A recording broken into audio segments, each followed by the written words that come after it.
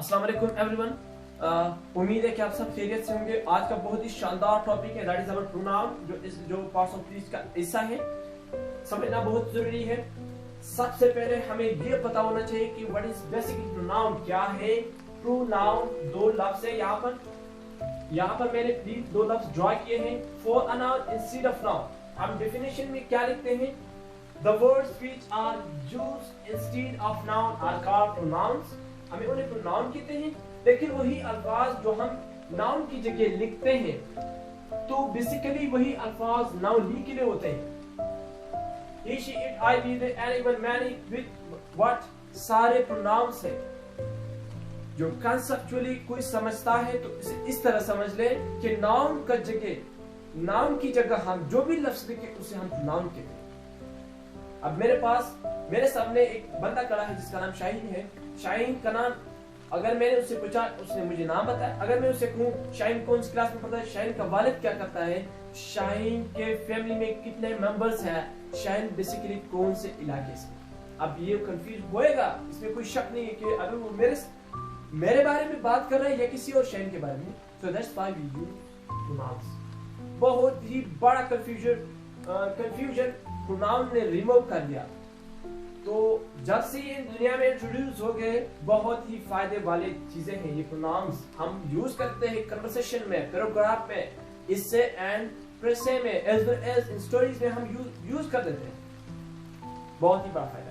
So let's चलते हैं pronoun का जो बेसिक मैंने लिखा है, for a noun instead of noun.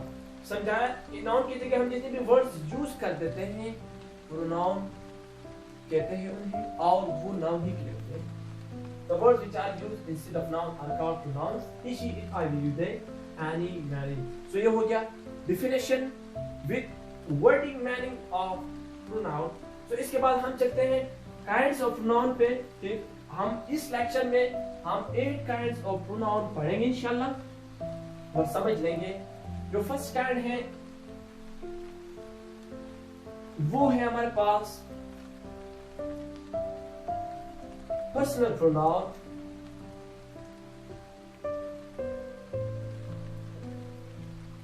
Pronoun ही के बारे में बात होती है, इसलिए मैं प्रोनाउन यहां नहीं लिखता हूं। दूसरे नंबर पर है इंट्रोगेटिव।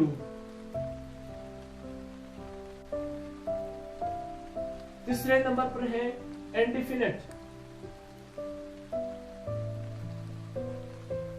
चौथे नंबर पर है डिमॉन्स्ट्रेटिव।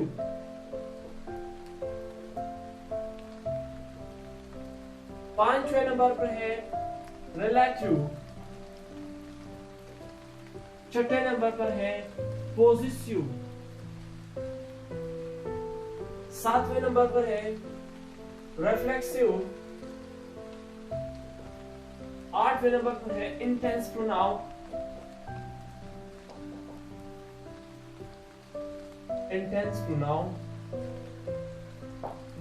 सो है आज इस टॉपिक में हम 8 काइंड जो है प्रोनाउन के वो पढ़ेंगे इंशाल्लाह।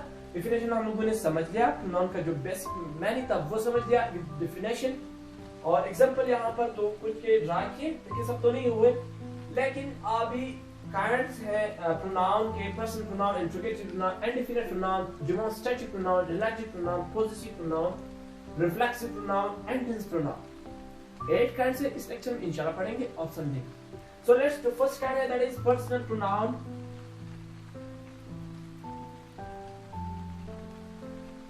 Personal pronoun. अब personal pronoun कितने हैं हमारे पास?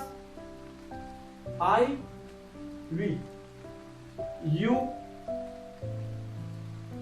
he, she, it, they। ये हमारे पास क्या है? पर्सनल प्रोनाउन है।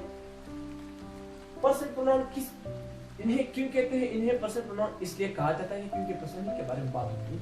अब मैं, यू, दे जितने भी है ये पर्सनल प्रोनाउन के बारे में बात ही होती है, इसलिए हम इसे पर्सनल प्रोनाउन कहते हैं। सो इसके बाद हम समझ लेंगे कि पर्सनल प्रोनाउन में 3 किस्म के पर्सन आते हैं, यानी जिससे हम यू, आई एंड वी को, यू को और इन बाकी जो ही, शी एंड आई, दे को हम कैटेगराइज करते हैं। जो आई वी है उन्हें हम फर्स्ट पर्सन कहते हैं, जो यू है दैट इज सेकेंड पर्सन, और इनको हम थर्ड पर्सन कहते हैं। ठीक है क्या? The person who is speaking is called first person. The person who is listening is called second person. The person about whom we are talking is called third person. मैं बोल रहा हूँ तो फर्स्ट पर्सन, आप सुन रहे हो second person, जिसके बारे में हम बात करते हैं उन्हें हम थर्ड पर्सन से समझने की कोशिश करें। कॉन्सेप्चुअली आप भूल नहीं पाएंगे इंशाल्लाह। First, second and third person हम लोगों ने पर्सन प्रोनाउन जितने भी है हम लोगों ने इनको डिवाइड कर दिया इन पर्सन्स में। लेकिन एक सवाल है यहाँ पर, दैट इज इट। हम लोगों ने इट को पर्सन प्रोनाउन में क्यों लाया? हम इट को फॉर एनिमल भी यूज करते हैं as well as for unknown gender हम भी यूज करते हैं। So that's why we included it in person pronoun. जो बच्चा या बच्ची हो या एनिमल्स हो तो हम इसके लिए इट यूज करते हैं। So that's why we use it in personal pronoun. ये हो गए तीन पर्सनल प्रोनाउन की, first, second and third person. So इसके बाद हमारे पास है जो केसेस होते हैं पर्सनल प्रोनाउन के, वो हम लिखते हैं इंशाल्लाह हर एक को, सबको मिटाकर।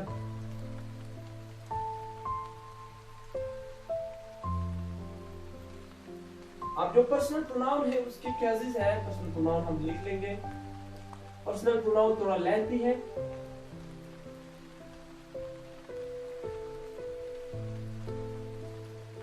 इसमें पहला जो है वो है सब्जेक्टिव प्रोनाउन, पोजेसिव,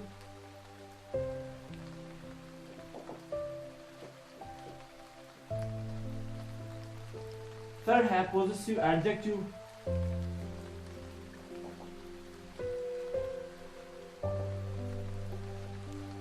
और लास्ट है ऑब्जेक्टिव।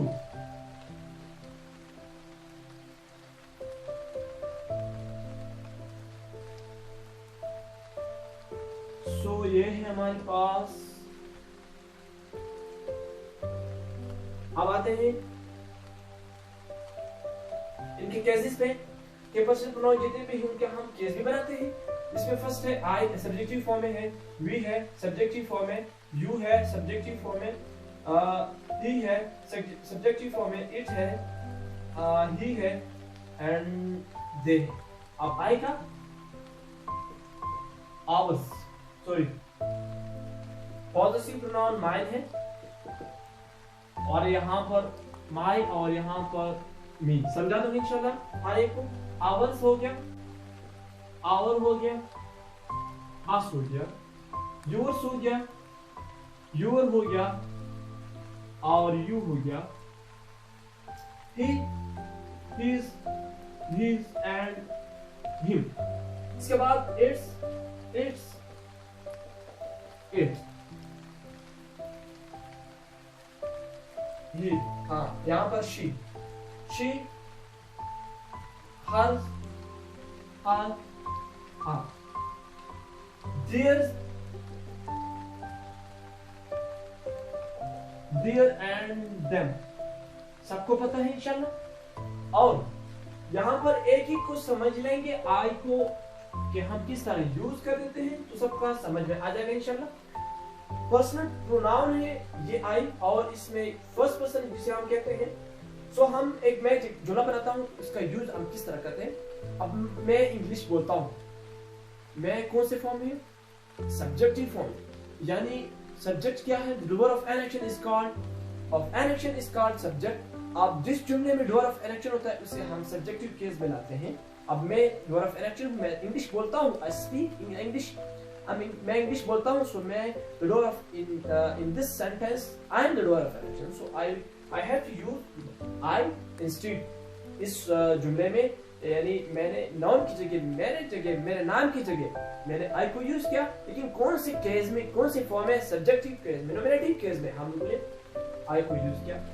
अब पॉजिटिव प्रोनाउन और पॉजिटिव एडजेक्टिव प्रोनाउन हम किसे कहते हैं? पॉजिटिव प्रोनाउन जो ओनरशिप को शो कर देता है। जब कोई चीज आपके मलकियत में हो तो आप उस वक्त पॉजिटिव प्रोनाउन यूज कर देते हैं। दिस बुक इज माइन, ये है किताब मेरी, this book is mine, ownership जाहिर हो गया मेरे ही। दिस इज माई बुक, यहाँ पर बुक से पहले माई यूज होती है, यानी नोन से पहले हम लोगों ने पॉजिटिव एडजेक्टिव यूज किया, so which qualifies in the meaning of non, that is book. Book के मैंने भी इजाफा कर दिया पॉजिटिव एडजेक्टिव, हम उस वक्त यूज करते हैं दिस इज माई बुक, ये किताब मेरी है, ये है किताब मेरी। इस जुमले में, इन दोनों जुमले में फर्क है, ये है किताब मेरी, ये किताब मेरी है। दिस इज माई बुक या this book is mine. So for last case objective pronoun, objective pronoun हम जब हमें पता है कि हम सब्जेक्ट और ऑब्जेक्ट हम लोगों ने पढ़ा है, subject the doer of an action and the subject an affected thing in a sentence is known as object. जब जुमले में कोई चीज अफेक्टेड हो जाए, यानी बासर हो जाए, असर पड़े, तो इसे हम ऑब्जेक्ट कहते हैं। So that's why we use in this case objective form of I. उसने मुझे मारा, अब मैं अफेक्टेड हो गया, so we use the objective case of I, he affected me, या he defeated me, या उसने मुझे शिकस्त दिया, he defeated me, उसने मुझे शिकस्त मारा, उसने मुझे मारा, he defeated me, he beated me, उसने मुझे मारा। So that's why we use objective case of I, जो कि मैंने बताया I, mine, answer is me। So ये हो गया पर्सनल प्रोनाउन, जो कि इसका table as well as persons first, second and third person मैंने बताया। पर्सनल प्रोनाउन से पर्सन के बारे में ही बात होती है, इसलिए इसे पर्सनल प्रोनाउन कहते हैं। सो इसके बाद सेकंड फॉर्म पे चलते हैं। सेकंड जो पैड है that is interrogative pronounce.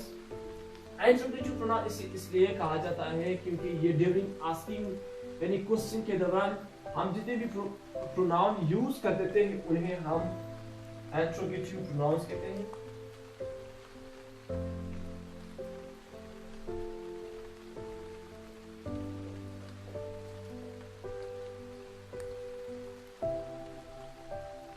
Which, whom and ऐसी वगैरह, यानी हम ये प्रोनाउन जब during asking what's your name, which do you read, what is who was he, about who you are talking, यानी ये हम क्वेश्चन के दौरान जितने भी प्रोनाउन हम यूज कर देते हैं उन्हें हम इंट्रोगेटिव प्रोनाउंस कहते हैं। इसके बाद है हमारे पास थर्ड पे दैट इज रिलेटिव।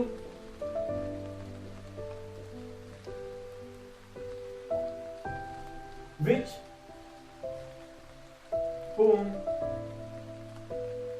और एक चीज मैं भूल गया, यानी WH फैमिली, यानी where, which, what, ये हमारे पास जितने भी हैं WH फैमिली जितने भी हैं हम उन्हें इंट्रोगेटिव प्रोनाउन कहते हैं और हम ड्यूरिंग आस्किंग ये यूज करते हैं। which, यहाँ पर हम इसके बाद रिलेटिव प्रोनाउन करते हैं, which, what, which, whom, what, sorry what नहीं आता है यहाँ पर, which, whom, who है, whom हो गया, which हो गया, whomever हो गया।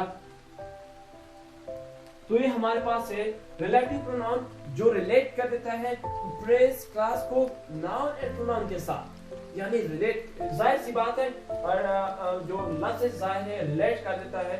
ये रिलेटिव प्रोनाउन हम उन प्रोनाउन को कहते हैं जो कि फ्रेज एंड क्लास को हम प्रोनाउन एंड प्रोनाउन के साथ रिलेट कर देते हैं, तो उस वक्त हम ये क्या नाम है रिलेटिव प्रोनाउंस कहते हैं।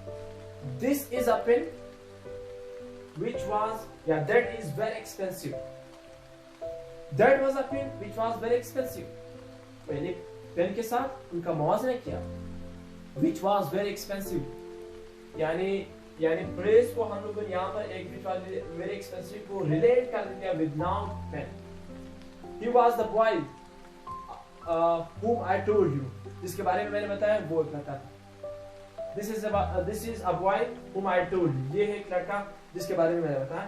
So हम जब रिलेट कर देते हैं noun and pronoun को with class and phrase के साथ, so in this case we use relative pronoun। उसके बाद है चौथे नंबर पर डिमॉन्स्ट्रेटिव प्रोनाउन।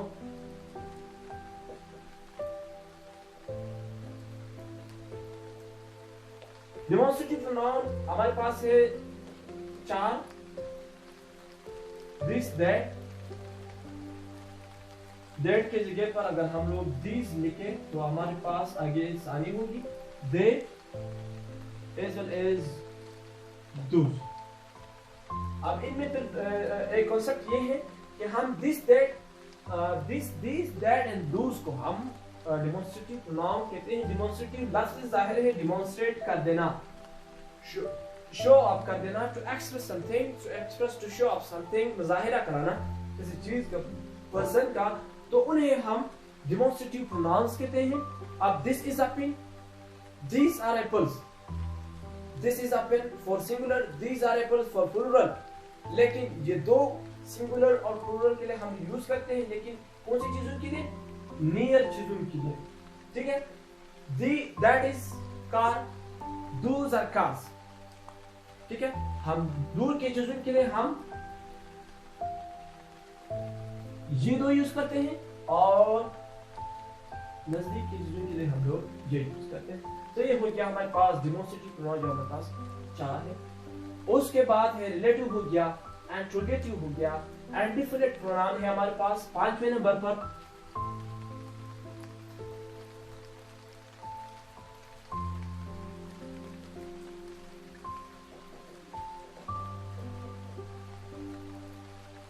इंडिफिनिट प्रोनाउन ये वो प्रोनाउन है जो पर्सन और थिंग्स के बारे में तो बात कर देता है, लेकिन they are not being specified, वो स्पेसिफाइड नहीं होते।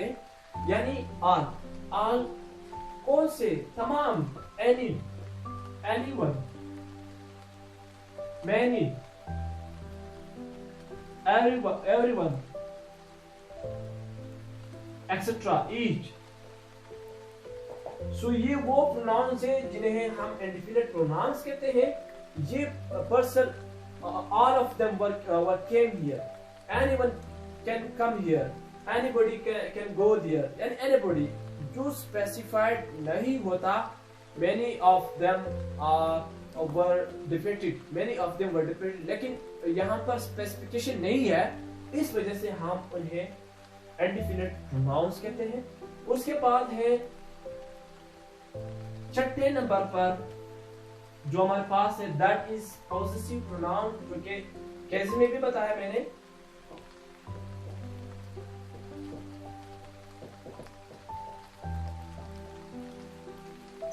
पॉसेसिव प्रोनाउन जो ओनरशिप को जाहिर कर देता है, जो पोजीशन को जाहिर कर देता है, जो कि मैंने बताया, माइन, आवर्स, डियर्स, इट्स वगैरह। ये हमारे पास है possessive pronoun. This book is mine, this book is yours, this book ours, this car is yours, this car is theirs. ये उनकी कार है।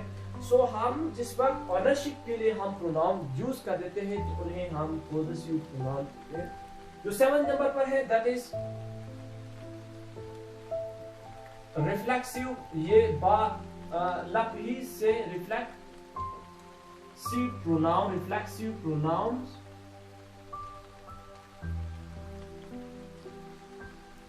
ये when subject done an action, जब subject an action done कर देता है, काम कर देता है, so the same action reflects upon the subject।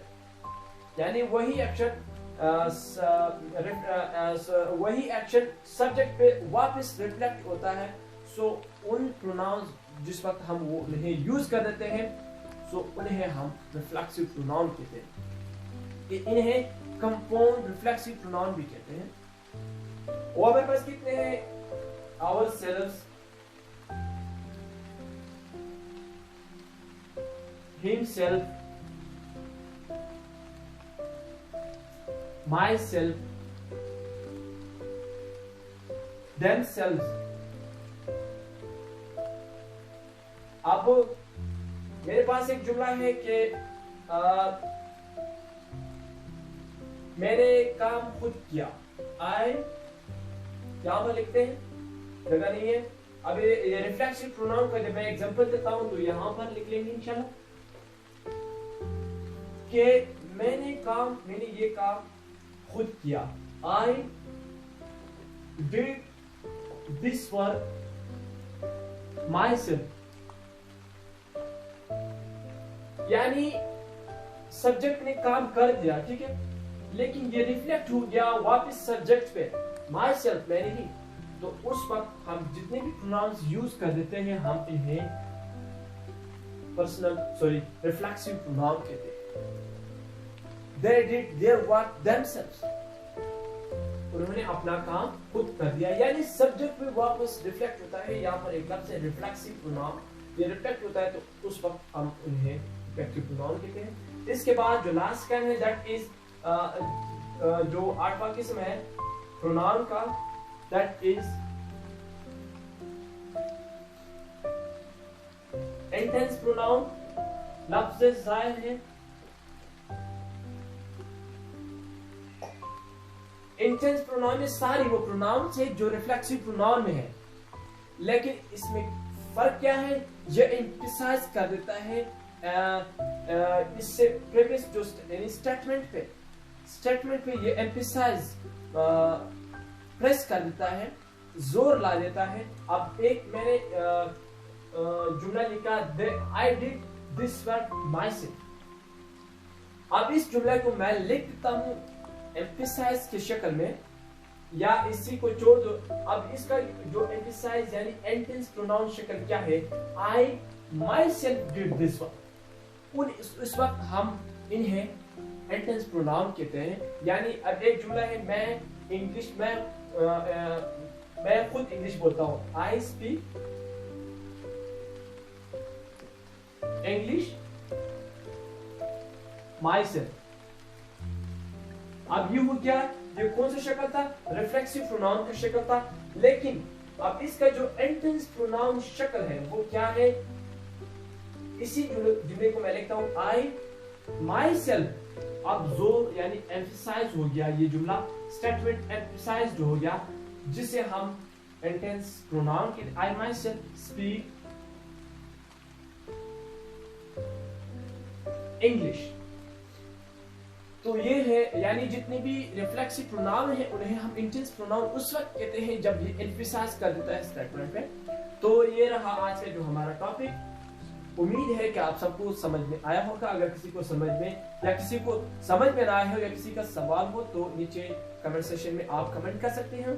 शायद हम कोई गलती कर चुके होंगे तो उसका भी आप रेक्टिफाई करेंगे इंशाल्लाह। वही गलती कि हम जितने भी गलती कमिट कर चुके हैं तो उनकी जो रेक्टिफिकेशन है वो आप ही की जिम्मे है। और इंशाल्लाह हम खुद भी अगर कोई ऐसी गलती हुई हो तो उनको हम रिमूव करेंगे इंशाल्लाह। और आज के जो हमारा टॉपिक प्रोनाउन के बारे में विद 8 काइंड्स ऑफ प्रोनाउन हम लोगों ने इस लेक्चर में ड्रा किया।